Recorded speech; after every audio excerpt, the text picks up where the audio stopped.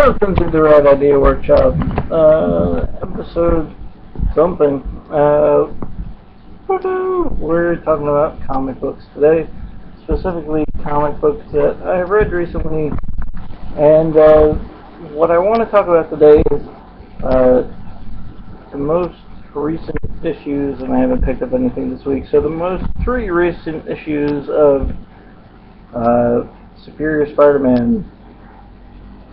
Specifically, Part 1, Part 2, and Part 3 of Goblin Nation by Dan Slott and the creative artist team. What do I want to talk about? I haven't read Superior Spider-Man since, like, issue 9. This is issue, like, 27. Getting close to the end. The end of Superior Spider-Man is going to be issue 31, and then it's going to switch back over to Amazing Spider-Man after such a long run of not having Peter Parker Spider-Man at the helm of the book.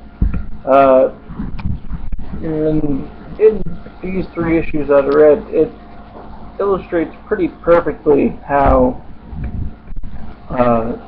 Otto Octavius as Spider-Man has no idea how to deal with the Green Goblin because they didn't really interact, you know, when he was Otto, and someone helped Norman Osborn figure out that Spider-Man isn't currently Peter Parker or the original Spider-Man, kind of, I don't know, interceding that Norman Osborn, since the new, like, rewrite after the whole Mephisto thing, somehow doesn't know that Peter Parker is Spider-Man, which doesn't make any goddamn sense to me, but the point is that he's figured out, in the very least, that Otto Octavius has taken over Peter Parker Spider-Man, and that Spider-Man is on the same, so he has many avenues to exploit as the Green Goblin, and he's amassed this whole, like, gang or army of goblin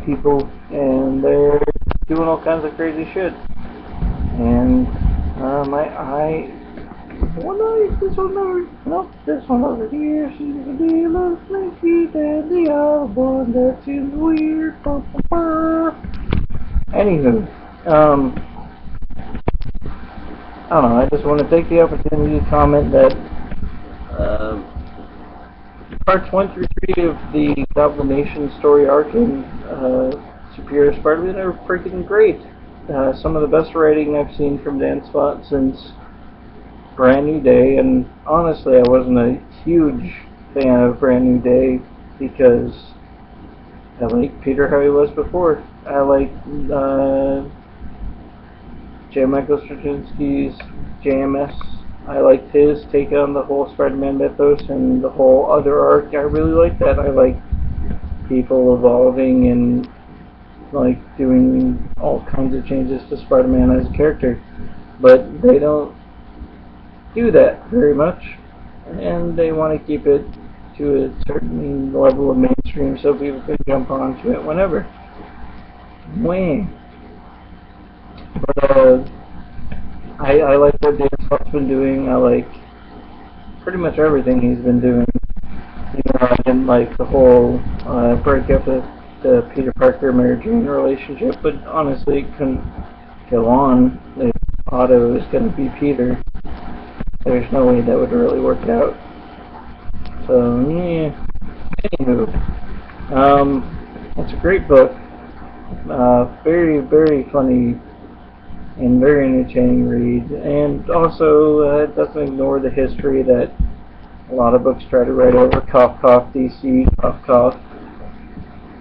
So, I highly recommend Goblin Nation Part 1 through 3 of Superior Spider-Man. You can probably pick those parts up in your local comic book shop.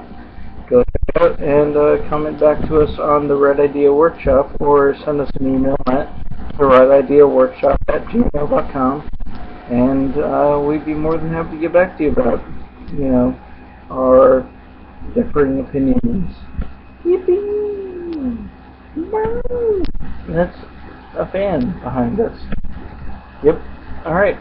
So, I'm going to get back to reading some more comics, and hope you join us for this week's episode, episode 35, which we've recorded thrice.